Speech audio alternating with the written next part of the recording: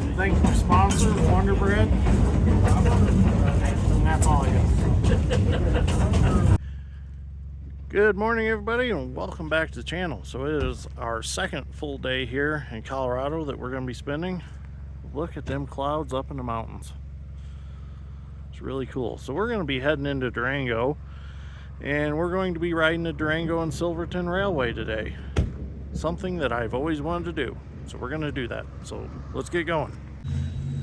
Well, we have made it to Durango, and 473 is sitting right there. I am this close to the locomotives that I've always wanted to see. I am excited. So we're going to walk around and get over there and see what's over there. So we're standing here by the McDonald's crossing, and the train's going to leave here in about 13 minutes. So we are actually going to get on the bus, and we're going to go back to Silverton, and then we're going to ride it from there back to here, I guess.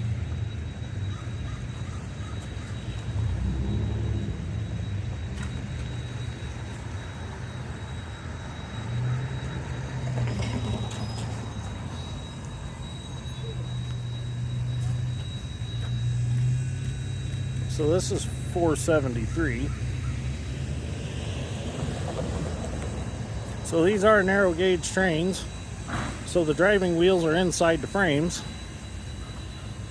So that's why you don't see the driving wheels exposed on the outsides. You see the counterbalances on the outsides.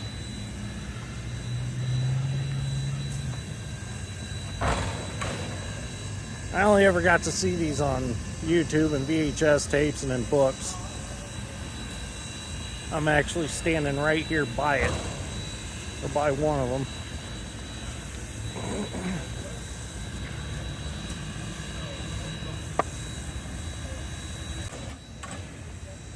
So 473 is getting ready to depart. Talked to that guy right there. He's a super nice guy. He used to farm in Kansas. Also likes Gleaner combines. He grew up with them.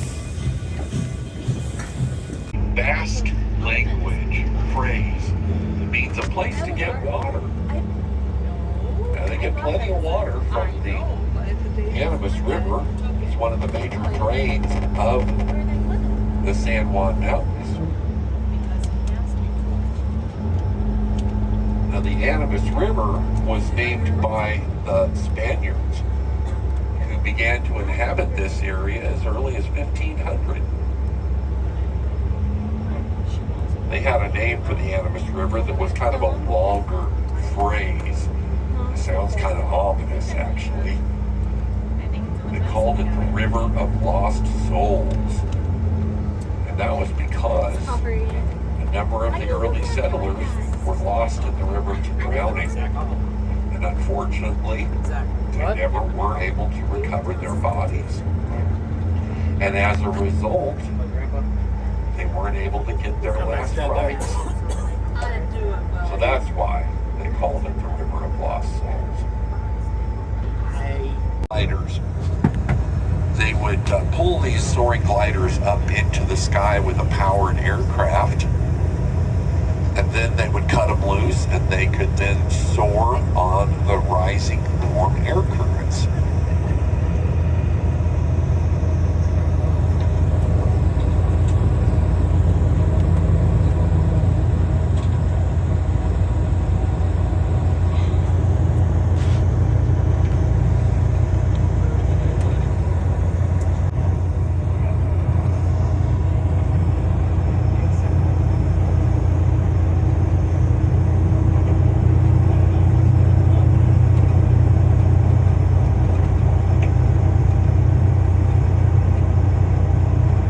Standard. Being narrower, it was less materials and work to make the roadbed. And they could make sharper, tighter turns than standard. And that was a benefit going around mountains, and especially when you're blasting out a notch in a cliff to make the roadbed. It took a lot less work.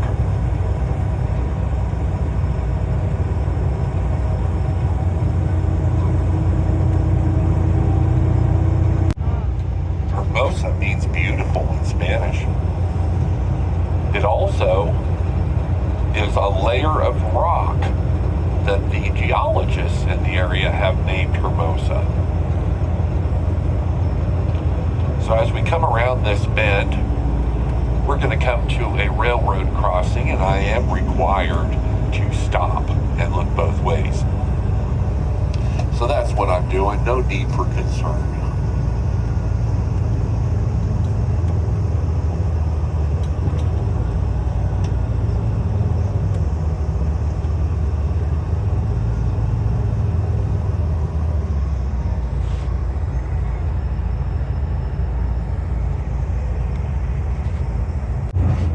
Colored mound of rock is.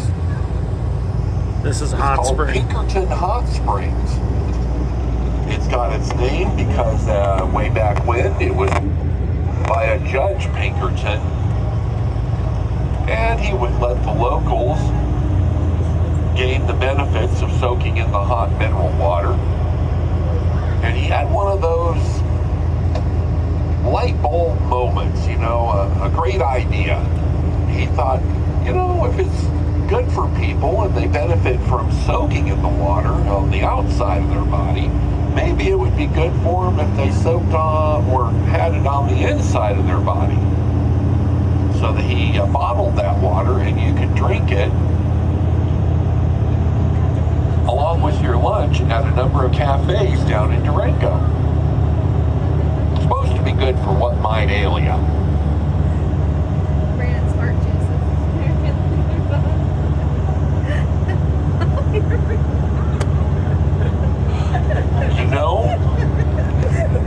Like other snake oil, it may.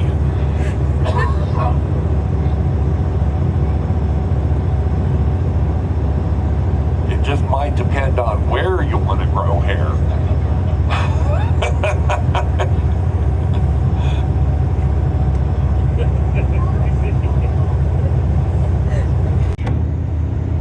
Yeah, pretty bad fire.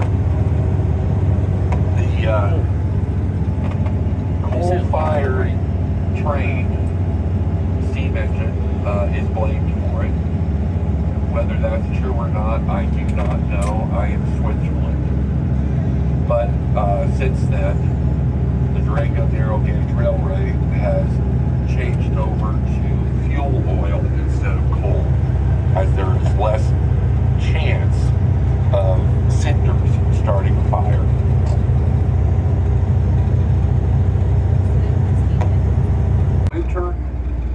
They get about 21 feet of fluffy ski snow.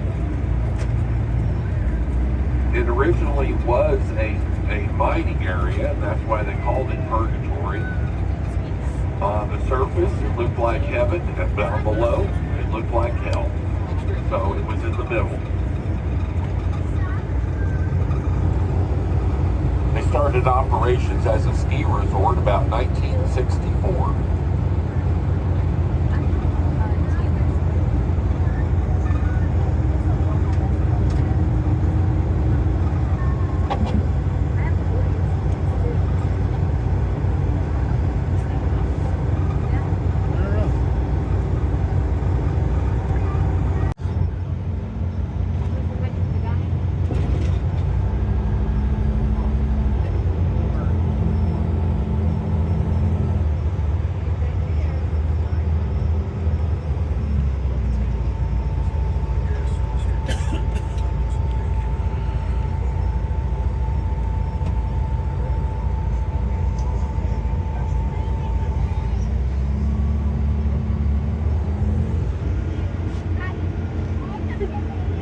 Well, apparently they were not allowed to have us go by when that cement or concrete pumping truck was in operation. That big crane part of it. That the markers on the side of the road are twice as tall as you would see anywhere else. And that is because of the significant amounts of snow they can get in some bad storms. The snowplow operator needs to be able to know where the road is, and just as importantly, next to a cliff where the road isn't. This is one of the most avalanche-prone roads in America. There are over 100 slide areas that they do have to manage. They have a special avalanche mitigation team that monitors the amount of snow that's perched up above. And should it be necessary, they will shoot munitions up into the cliffs and bring the snow down in moderate, less damaging amounts. And that is also why there seems to be very few guardrails in places where you would think there should be. Because avalanche would just destroy the guardrails, and also the guardrails would hinder the snowplow operators in pushing the snow off of the road, off the cliff. Now, being a snowplow operator around here is kind of akin to being a local hero. They make it so this road is passable. It doesn't close that much. After a big storm, it might be closed for a day or so. Without the snowplow operators, Silverton would be isolated for months at a time. It's not without risk, though. A snowplow operator lost his life in the line of duty. There's a memorial on the side of the road as you're descending from Red Mountain Pass down to Uray, right before you go under an avalanche shed. If you're afraid of heights, you might want to look at your magazine for a little while. Down below there is Old Lime Creek Road and Lime Creek. Now, when I come through this area here, I am amazed at the engineering that went into this highway and the amount of rock and earth that they had to move just to construct this one curve up here. And I wish I had a nickel for every stick of dynamite that they had to use to blast out the roadbed out of the sheer cliffs.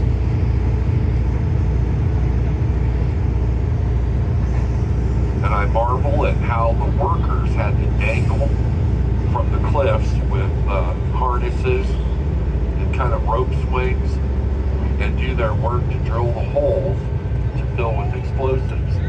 And then, when it was fire in the hole time, they had to quickly be hoisted up out of danger's way.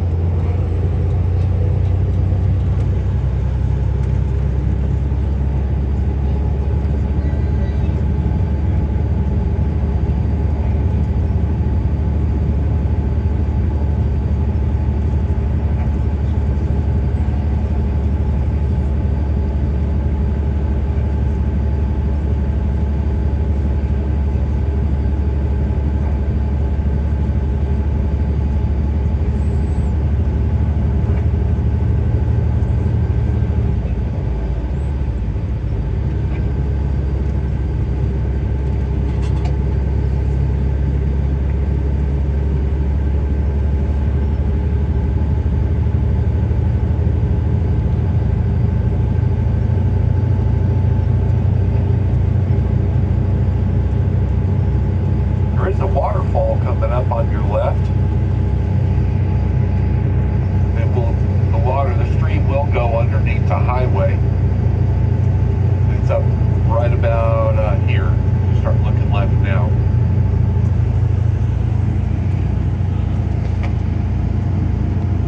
There it is.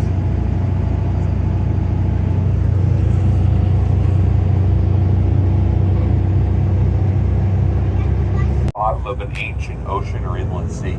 There's another stream off to your left. Reminds me of the old Coors commercials.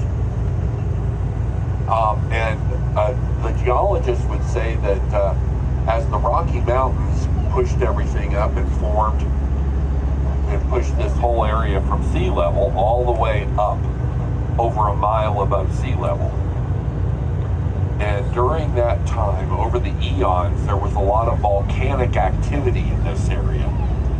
And they would actually say that Silverton is in the center of an ancient volcanic caldera. And that is one reason why there's so much mining in this area. The volcanoes pushed molten material into the sedimentary rock that you see in the cliffs around here. It's a lot of sandstone and shale and limestone. And the molten material often contained metals. And that's why there are veins of ore. You'll see a lot of rust-colored rock around here that indicates a lot of iron content. That's not what they were looking for. Silver and gold were king around here. At one time, they even had their own smelter down in Silverton. But they decided that it was a little too expensive to haul coal all the way up here to keep the furnace burning. So they dismantled it, took it back down to Durango, where they have more of an endless supply of inexpensive coal.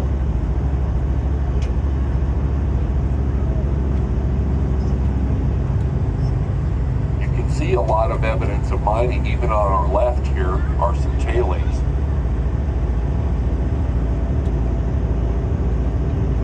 Mining was really some pretty dirty business. They would get the ore, and often it would have more than one metal in the same rock around here. It could be lead, copper, iron, silver, gold, maybe some platinum in it. And they would have to mill it. Milling meant crushing it up into little bits, and that would make it have more surface area. And then they could soak it in some pretty toxic substances like arsenic and cyanide, and that would dissolve the rock around the precious metals and leave behind a concentrate that then you would take to a smelter for further refining, and then it would start to look like something valuable or pretty.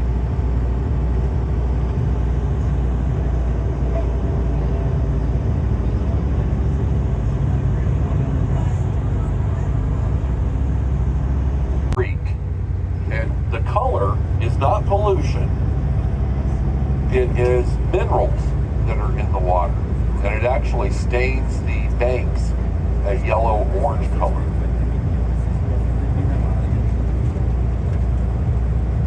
Well, here we are at Silverton, 9,318 feet above sea level. We're coming in on the only paved road in town. It's called Green Street, after a pioneer and founding father of the town, Green.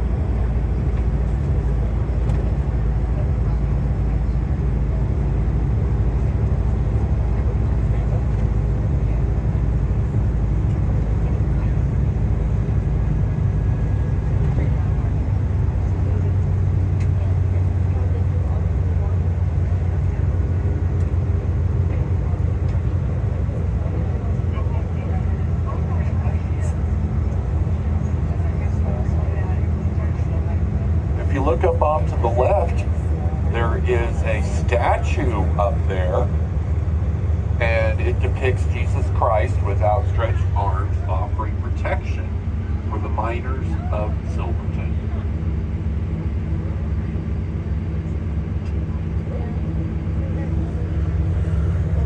Up in front of us, there's a graveyard.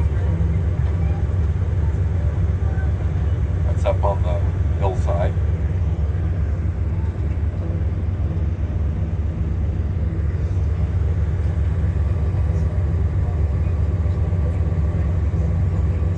Now up on your left, in the next block, there's a Harley Davidson store. They claim that they are the world's highest Harley Davidson store. Highest price or highest in elevation? There's barbecue on the corner here. They seem to do good business. And a number of shops for souvenirs, t-shirts, dust collectors. And on your left is the Grand Imperial Hotel. It's owned and operated by the same family that owns the train, the Harpers. And the general manager of the hotel there is James Harper. He's also the mayor of Silverton. There are two breweries, one in this block and one in the last block. There is a coffee place up here on the left called Coffee Bear.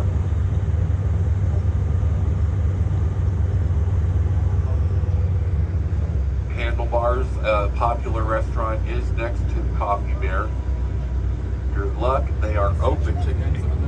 On Wednesdays, they're closed.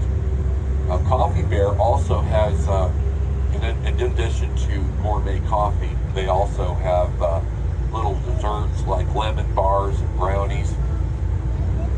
Sorry, not that kind of brownie. But that kind of thing is also available at these shops with the green cross on the sign in the door. But enjoying that out in public is not technically legal. So you might want to be discreet, take a little walk off by yourself somewhere, and you'll most likely be left alone. Now, up on your left in the next block is the county courthouse for San Juan. This is the only incorporated town in the whole county of San Juan. This little 700 town village, 700 person village. Now we're turning over now onto what's called Blair Street, but they've added on a word to it, Notorious Blair Street. Now they call it notorious because back when all the mines were active, there were a lot of businesses and people over here that would be more than happy and helpful in fleecing the miners out of their hard-earned pay. There were 29 saloons in a 3-block area, along with gambling houses, dance halls, and houses of questionable repute. Now, technically, the working girls were not allowed to go over to Green Street, but they did have tunnels that would go under the block and come out over here so that so-called respectable men could come over here and enjoy the illicit delights over here. Yes, now over here there's a public restroom. It's a brand new facility. You won't feel obligated to purchase anything there. You need to use the bathroom. A couple of restaurants up here. High Noon is a good place for quick, ultra-casual hamburgers and fries. Then over here, Natalia's, I most recommend that to my customers because they have plenty of seating and a lot of choices on the menu, a lot of servers, and also they have food that's ready when you get there. A steam table with a buffet and a hot foods, and then also pretty usually fresh salad bar. So they can handle a lot of people very quickly there. And you know what? They've got a clean restroom in there, and I hope that's a good predictor of their kitchen. So then on your left is the Shady Lady.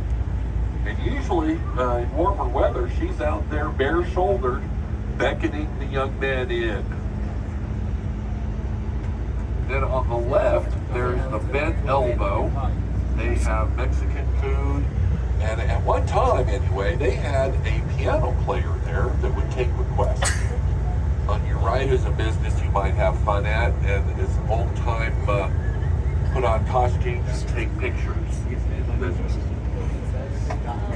Well, we are now just about a block away from where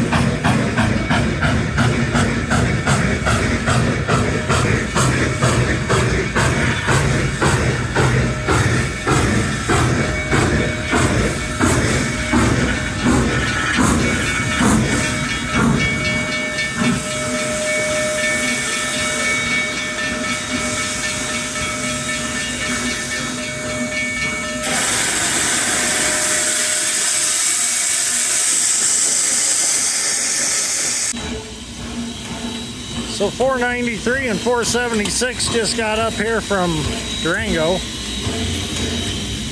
Or down or up. I get confused. I just up and left Madison at a little gift shop because I heard them coming.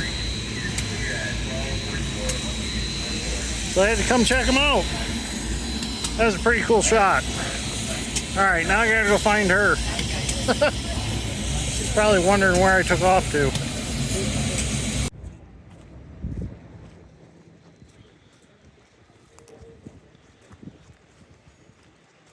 think there's another train coming right now.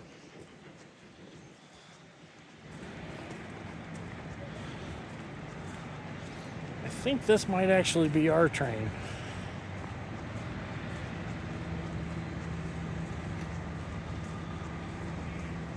I'm not sure if this one is our train or the next one's coming in right now.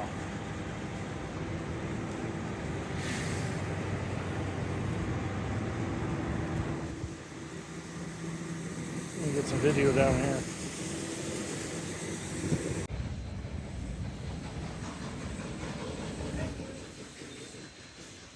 This one's backing into the station.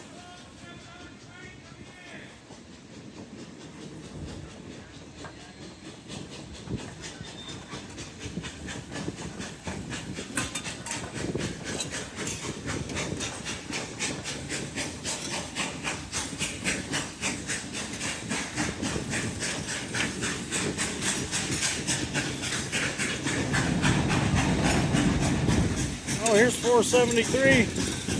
This is the one we watched leave Durango this morning.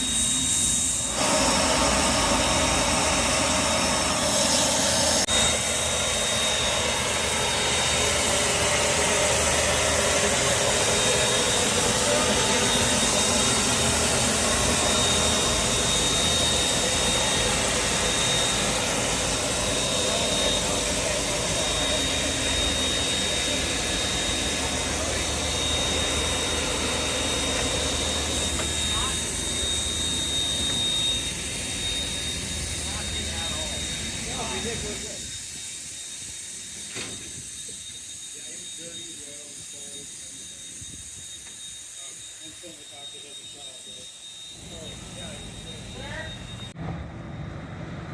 you got your choice of open air cars or coaches.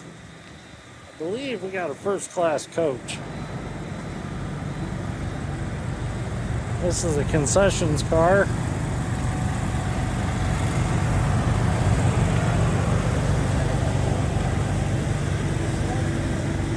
Another open air car. I gotta go find Madison. She's at the shops. I'll go find her and then we'll see when we get on our way.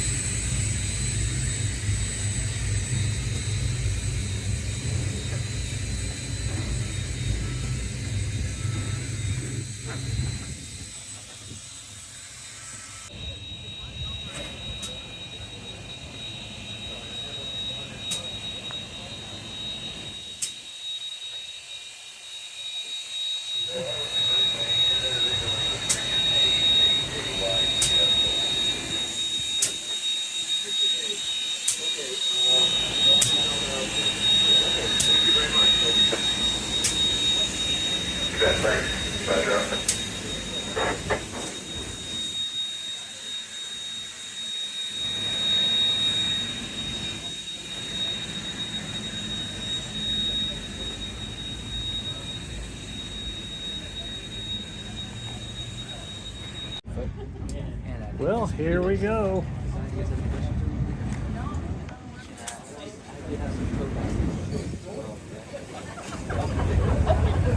Thank you very much.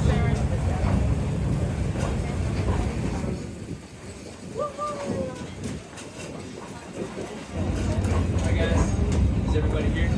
Anybody? Got a couple special duties for you guys. Got tequila sunrise, shot of tequila, splash of green, top it off with orange juice. We also got our orange creamsicle. Tastes like the ice cream bar. So you shot this around it, 2.5 ounces, and then top it off with orange juice. That was lovely tasty as well. Other than that, guys, we still got plenty of drinks over there.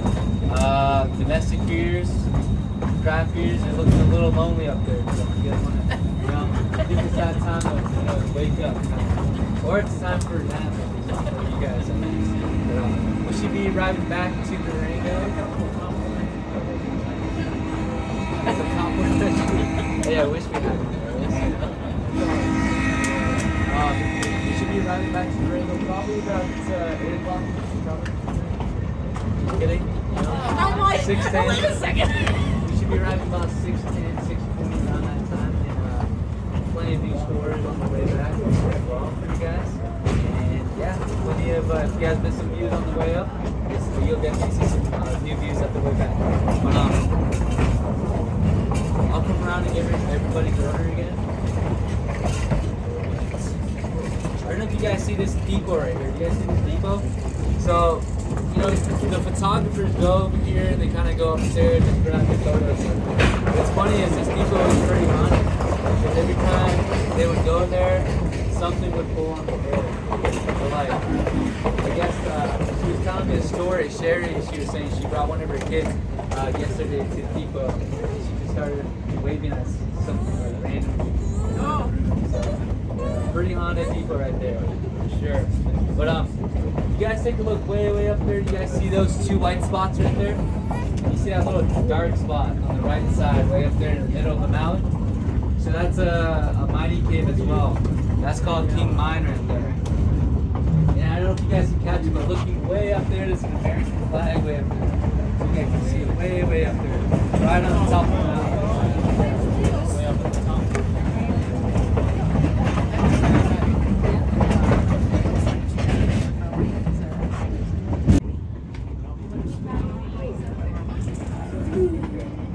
Train goes through some wetlands.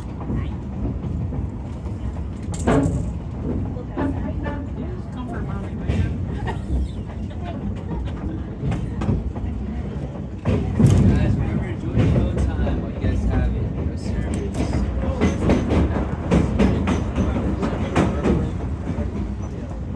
Mineral River. Yeah. That was the Mineral River. It's the color because of all the minerals in it. Oh, Jason talked about that on the bus.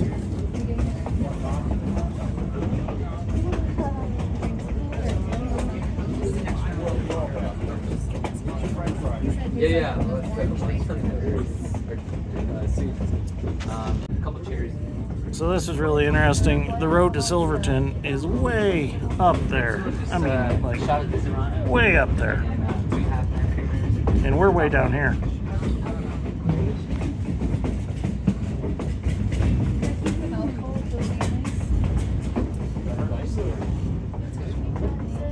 I do get ice chest back here.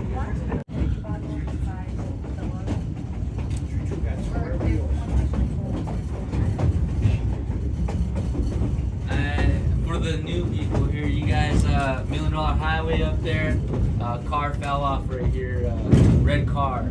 So just right behind these trees, it's gonna pop up here soon. Yeah. See if they're still, I guess they're still in there.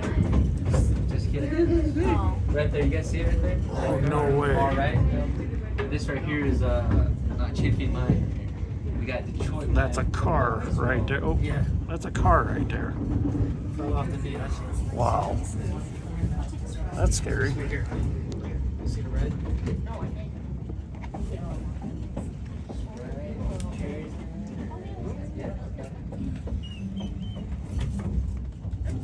You see what the car looks like? No.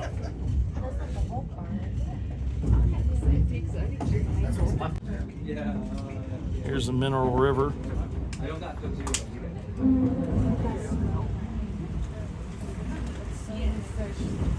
Yeah. Nice. I got hot. Yeah, I got this.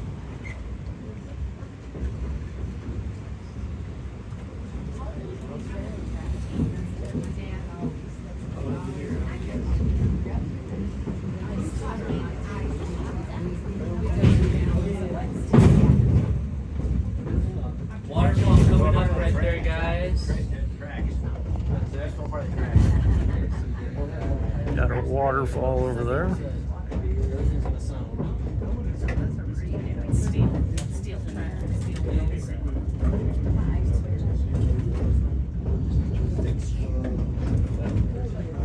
I don't know what all this extra rail is here for, then.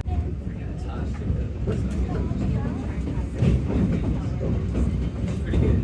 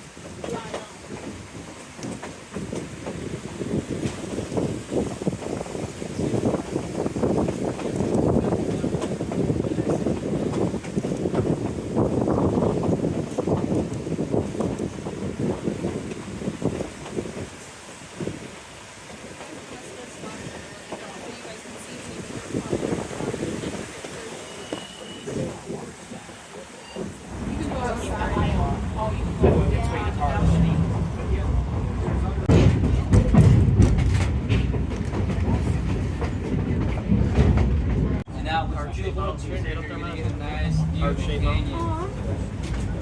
Oh yeah, there it is. That looks more like a butt crack. But that's heart-shaped mountain. It does look like a butt crack. It does look like a butt crack.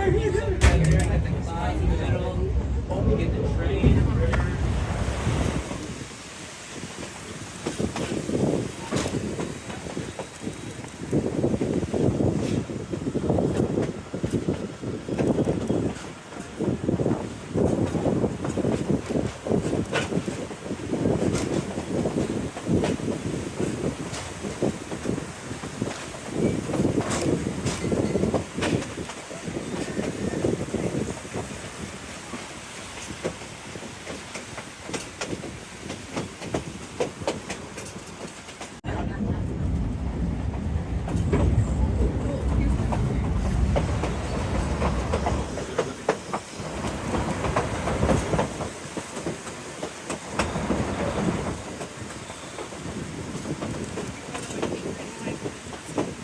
Sorry.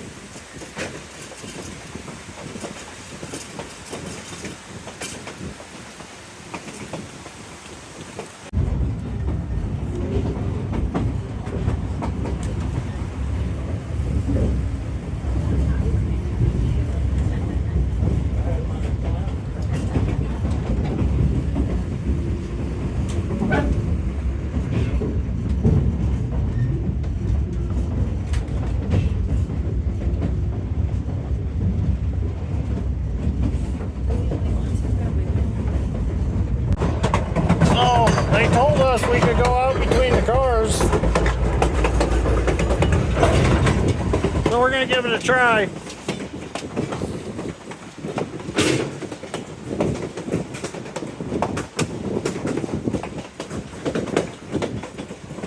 Are you camera shy? They're still looking for us after that RICO investigation. If you don't know what a RICO investigation is, check out Damon Darling TV on TikTok. He'll tell you all about it.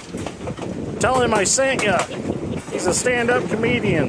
Damon Darling on TikTok. He'll ask you if you want $1. Because everybody should have a damn dollar.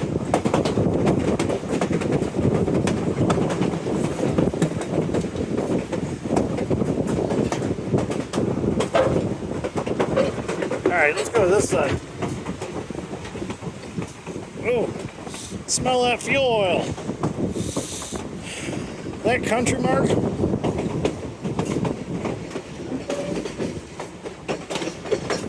Oh, we got us a tanker car. That's set up for fire suppression. Believe it or not, they got some fires along the railway sometimes. And that's why they went from coal to fuel oil, because it won't make the cinders that come out the stack and catch everything on fire.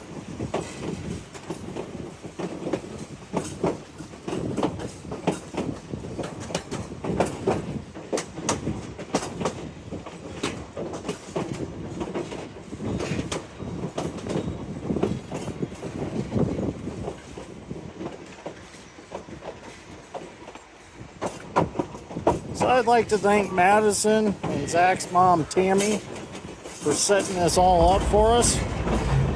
Madison and her took care of getting all the tickets and stuff. Zach had a hand in it too. So I'd like to thank them for getting all this rounded up for us. This Colorado trip has been an absolutely amazing experience so far. Really enjoying it. Madison did a lot of work behind the scenes to get us ready to come out here. So, I owe her big time. Guess I'm gonna have to get her an engagement ring one of these days. Oh, there she is right now. Did you?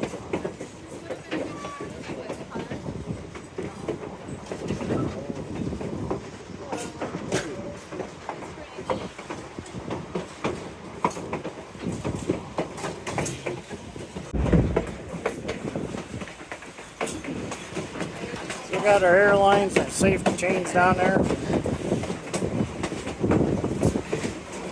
See how much these cars move back and forth. It's old jointed rails, so it's kind of rough. But hey, that brings the nostalgia out of it. It's like a pony motor on John Deere 722 cylinder. Might be rough, but it's nostalgic.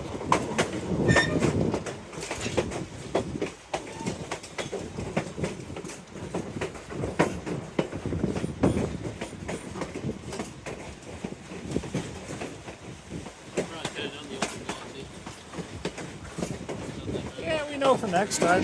Look at that white quartz up there. I bet there's some gold up there hiding. Ooh, that rock gets a little bit close. Whoa. Wasn't ready for that. What's every photo? Oh, okay. So these are all aspen trees, and the interesting thing about an aspen tree is all their roots are connected underground, and they actually talk to each other. They actually communicate back and forth, and they can supply each other with nutrients and water if they have to. If one's struggling, they'll send it to another. That was kind of an interesting fact that I learned while we're out here. That white bark is an aspen tree. That looks like cottonwood from back home. No, it wasn't a cottonwood, never mind. When I think of Christmas trees, I think of these out here.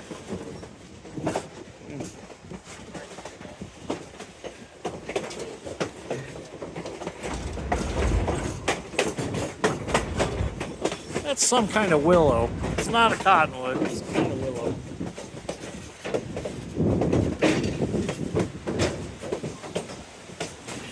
Like I said on the video of the side-by-side trip, there's no way you can get all this on video. You honestly just need to come out here to get the full experience. There's just so much to see. It's everywhere you look, there's something to see. If I tried to video all this, the video would be 10 hours long.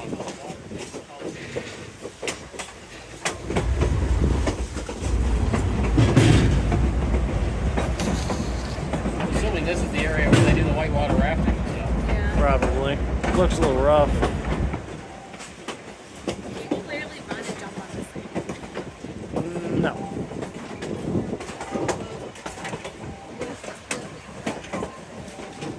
When Zach and I went to Home Depot today, we grabbed a rock hammer and a chisel. We're going to try to go somewhere and chisel a little bit of something out of one of these rocks and see if we can't find something.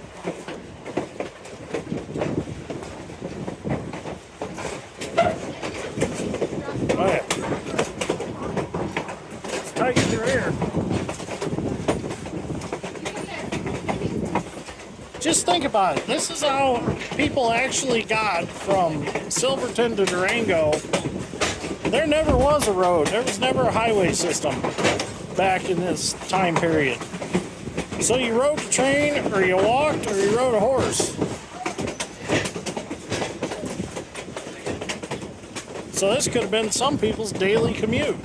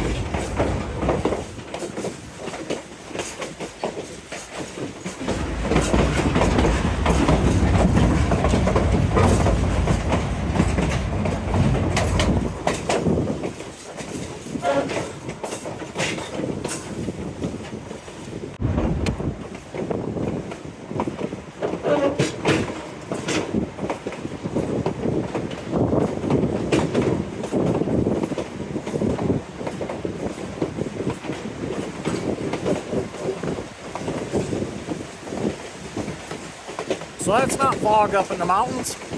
Those are actually clouds. That's how tall it is.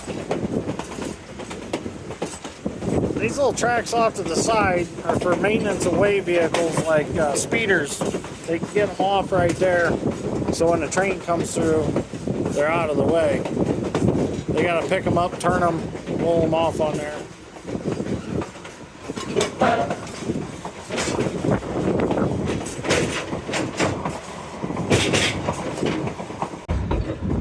So if you want more information on these narrow gauge trains out here in Colorado, go check out the YouTube channel Hyce, Hyce. He works at the Colorado Railroad Museum in Golden, Colorado, and he is full of information on the narrow gauge railways. Tell him I sent you if you go over to his channel. And I'll put a link below to his channel if you want to check it out. I was going to try to see if I can get a hold of him while I was out here, but I just haven't had a chance to. But I think Golden, Colorado's quite a distance from where we're at. But I would like to check out their museum sometime.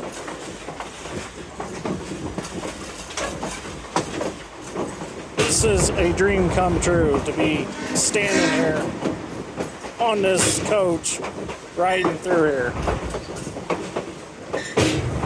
I still can't believe I'm in Colorado.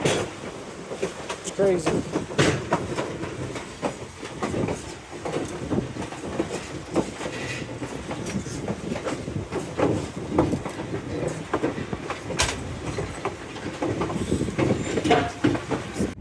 Rock slide. There's a rock slide right here. Wow. I got him though. Yeah. Well, we had stopped for water. We just kind of slowed and came to a stop. But this is Needleton Tank. They talk about it quite a bit in the videos. He's going to dump in 10,000 gallons of water and we're going to take off again. We were telling the ladies that we ran out of fuel oil and we're going to have to push. And then our tour guide that rides the train said that we all had to get out for some reason. So I had the ladies all nervous. But, Zach, what'd you read? It takes 900 gallons of fuel oil? Yeah. 900 gallons of fuel oil and 10,000 gallons of water to make this trip. Pretty interesting. Well, we got our water and we're on our way again. So we'll get some video when I go past the Needleton Tank here. Train's picking up a little speed. Got a nice little stream down here out of the side of the mountain.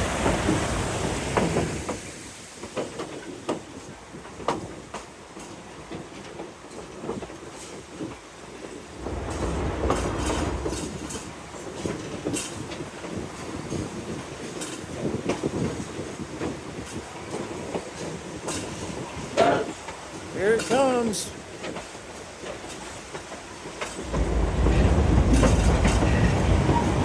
That's how we got our water right there. Oh, here's what I was thinking we were going to fill out of.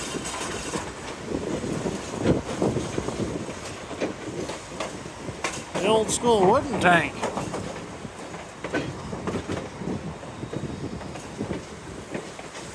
Really cool that that still exists. So the rock slide that I showed you earlier, that happened back in June when we had that rainy spell across the country. And Bill back at camp was telling me that a friend of his actually runs the excavating company that came out here and dug all that back so they could put the tracks back in. Took them, I guess, about a week to get it dug out, the tracks back in. So they had a 160 John Deere excavator back there that they used to dig that back out. Well, it'd be if it was a Hitachi, it'd be a 160-5, sorry. The altitude messes with my head sometimes. I can't think clearly. Lack of oxygen, I guess. Alright, I'm gonna go back inside.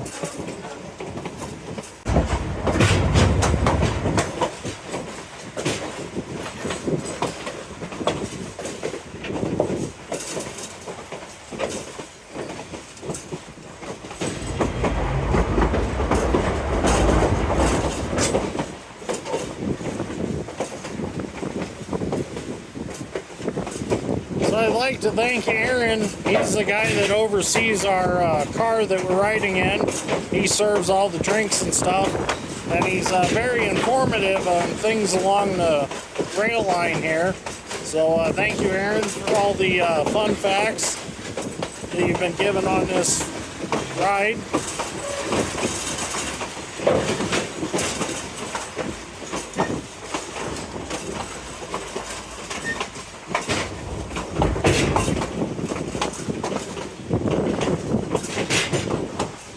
So I'd like to thank everybody involved with getting me out here and getting me on an actual vacation. I really appreciate everybody that made this happen, because this has been a dream come true. And I'm not joking. This is sincere. I mean, these wonderful people that I consider to be my family got me out here for this joyous vacation. It's great. I'm having a great time. Locomotives, well, we don't use coal locomotives anymore. So one of the cinders kind of blew up, landed on this spot right here, and kind of lit it up right here. So that's why we have little motor cars that follow us from behind, about 5 to 10 minutes behind us. Their main job is to watch out for sparks, especially on the tracks on hot sunny days. Sparks tend to fly out, so that's their main job, is to watch out for sparks. The other main job is to watch out for lost phones, sunglasses, or like hats or anything like that. So little story about that. Right here, just right here, guys. Little phone booth. So back in the day, that's their only source of talking to someone. So they would stop the train, hop off the train, and dispatch the depot. That's kind of how they would communicate. Nowadays they got walkie-talkies and everything like that, so they're good. But that ranch right there, not too sure how the story went, but used to be a family that lived right there in that ranch, and there was like a gunfight kind of right there, and it turns out the family died. Family dies right there, and nowadays passengers would see somebody dressed in like old attire, kind of like bonnets and like old dresses and stuff like that. So they would think that put people out there just for the train and stuff like that. But they probably seen like a ghost or something on the side. But yeah, that's a little story about that. I'm not too sure how it went.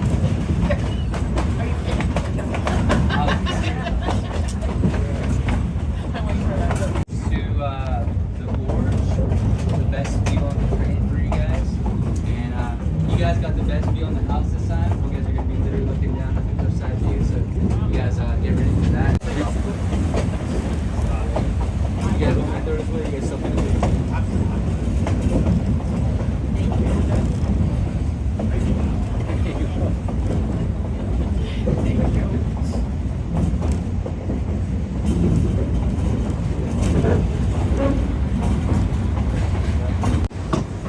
Oh, that's nice. Aaron said to go out. It would be a good video opportunity.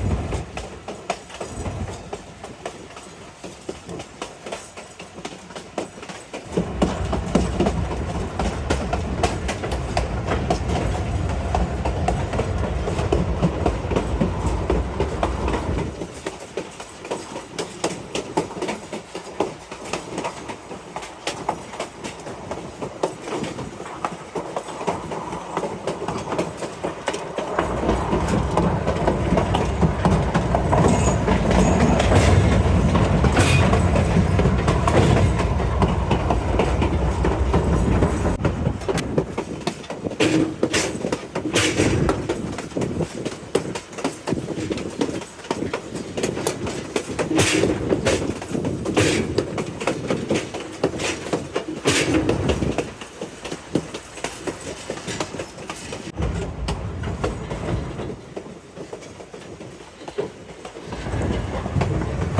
there's a bear cave here somewhere, Aaron said.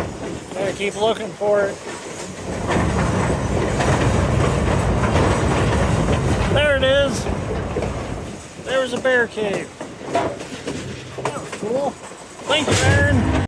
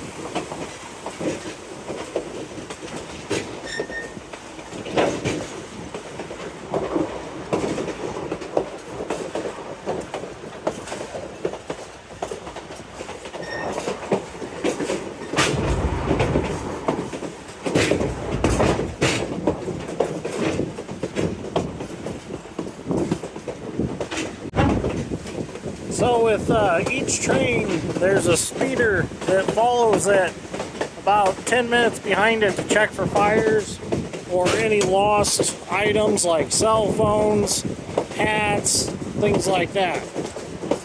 So if I was to drop my phone, they'd probably find it for me. Oh, that's some close bushes.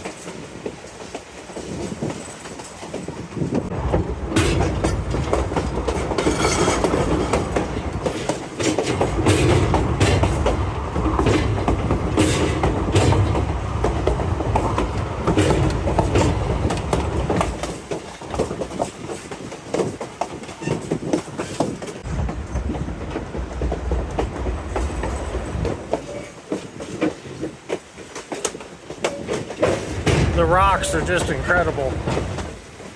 The size of some of them. I really don't know what you move some of them with. It'd take a pretty good size excavator to wrestle with them.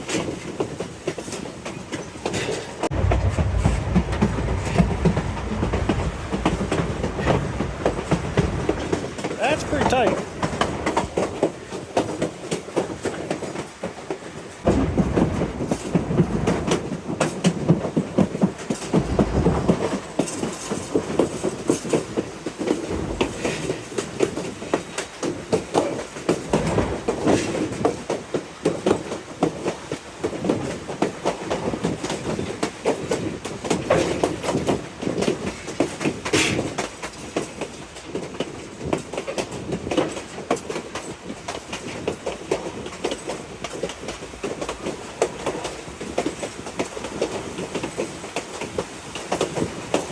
So like this big rock coming up, you really wonder where it came from.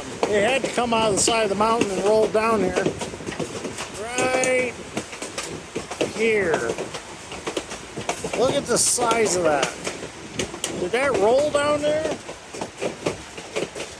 Can you imagine being here when that rolled down there? Just imagine being here when any of these roll down here. This could be a dangerous place, that's for sure.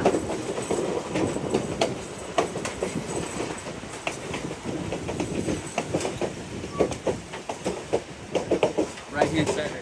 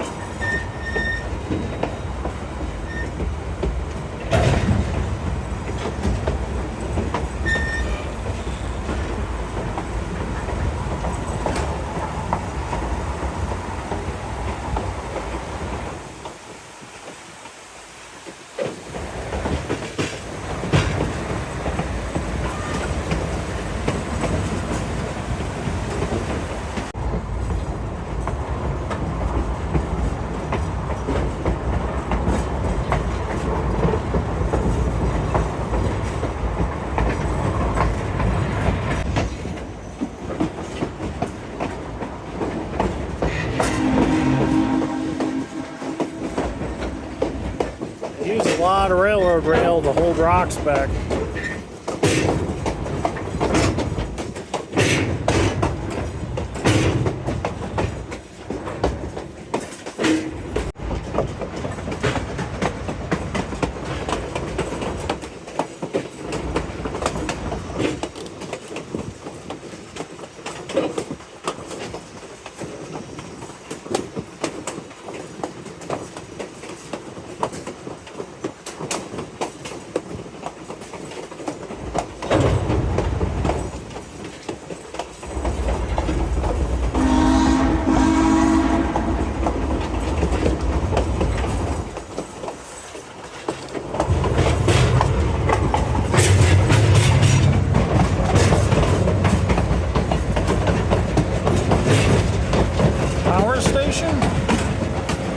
Power lines run way up over the mountain. That's pretty crazy. Way up there.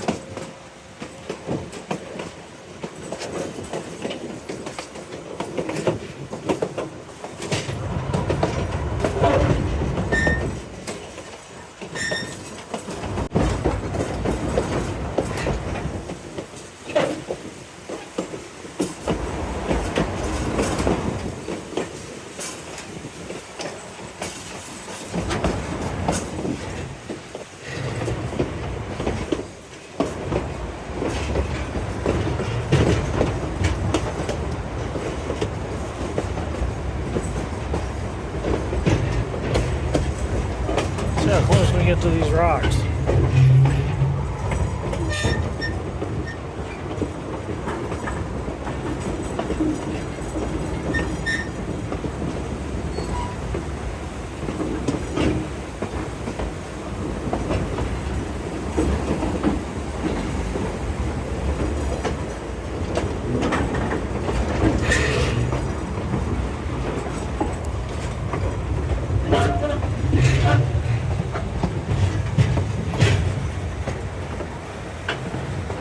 So the right-of-way is only about as wide as the train is. So that kind of puts this into perspective. It's only that wide.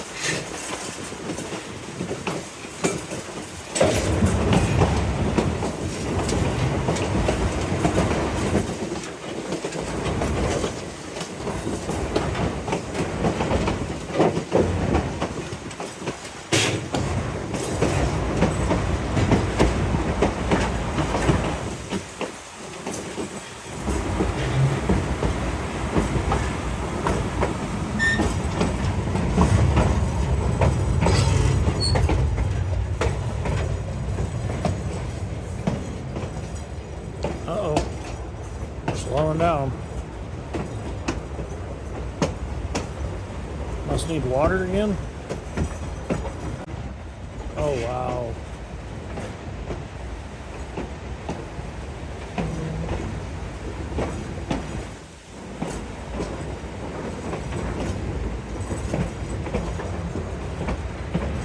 Madison's camera keeps popping out of the window.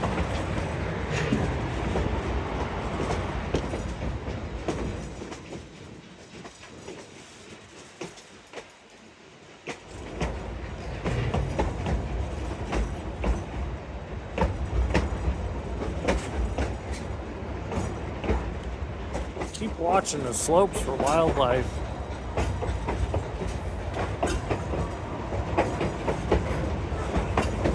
Looking for. Oh, this isn't the gorge? Oh. Look at this bridge. Oh. Look at that.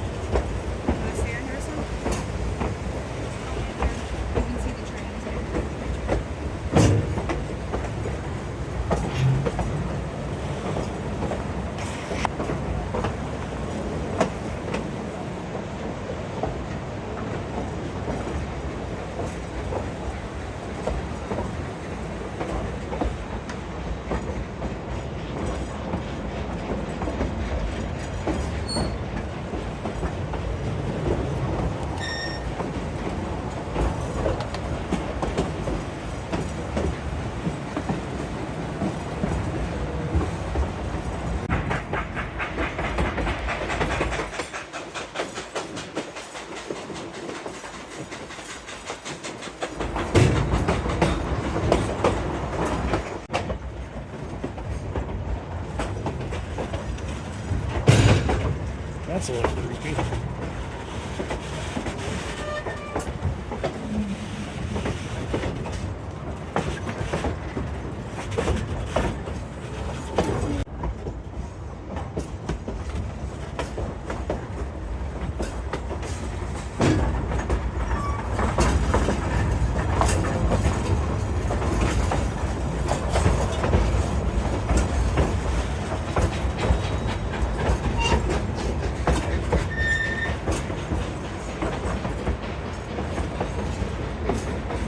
We're getting all closer. See it out there? See it out there. Oh yeah, I see it.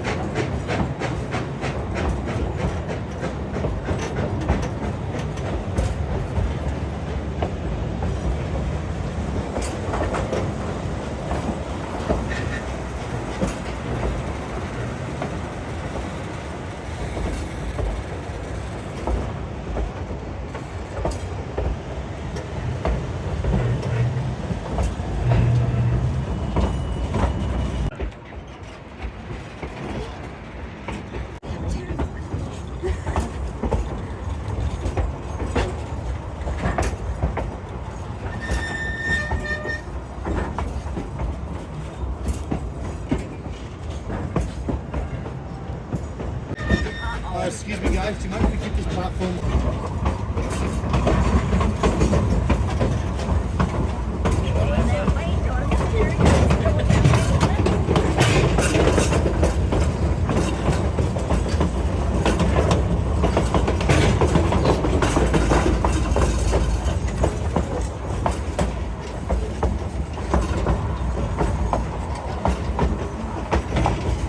Pit today, check the locomotives over.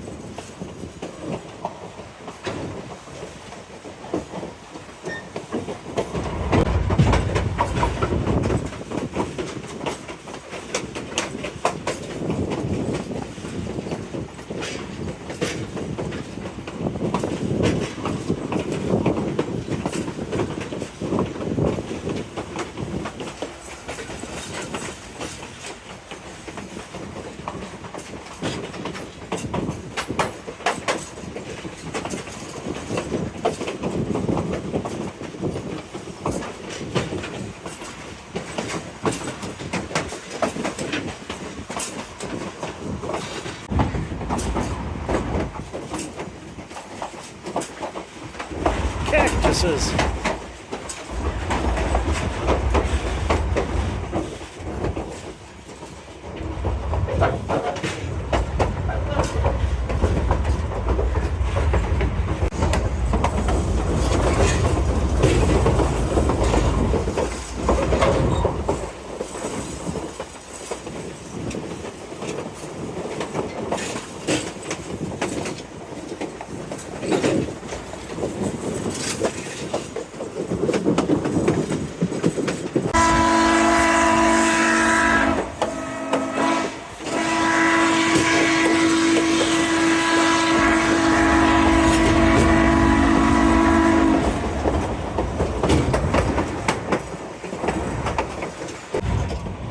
So we're coming into Hermosa Yard, or Hermosa Depot.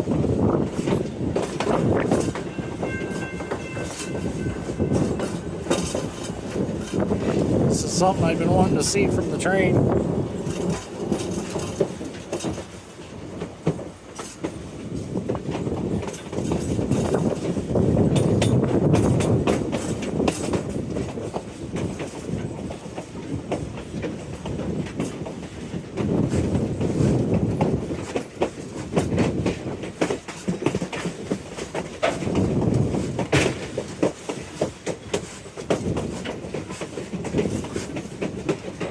There's a Roanoke Brush Axe brush mower right there.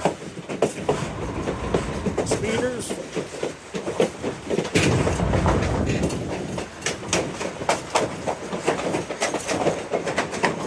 Another water tank.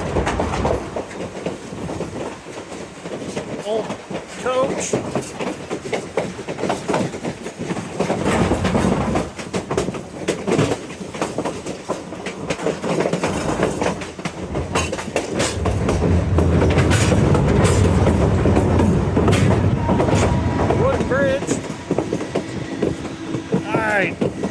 Heading back to Durango. I'm gonna save the battery till we get there.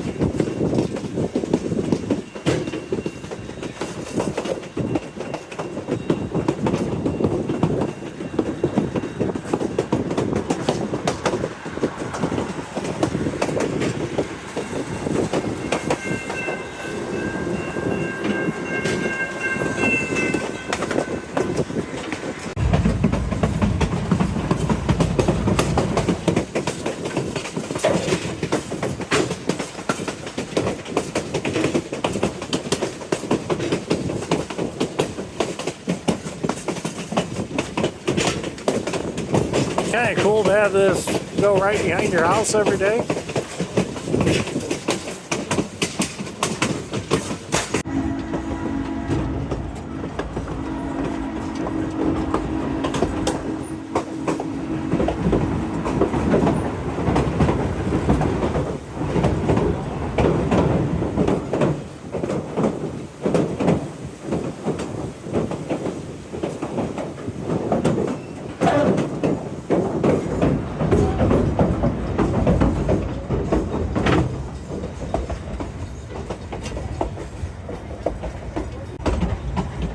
Well, we are back in Durango. I'm hoping they do a loop around the roundhouse. That'd be really cool to be able to see all the equipment. We'll see what happens though. The train set off a car alarm.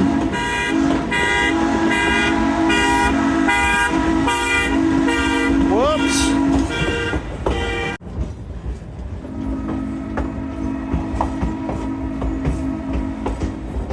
Bring it in right in the middle of town.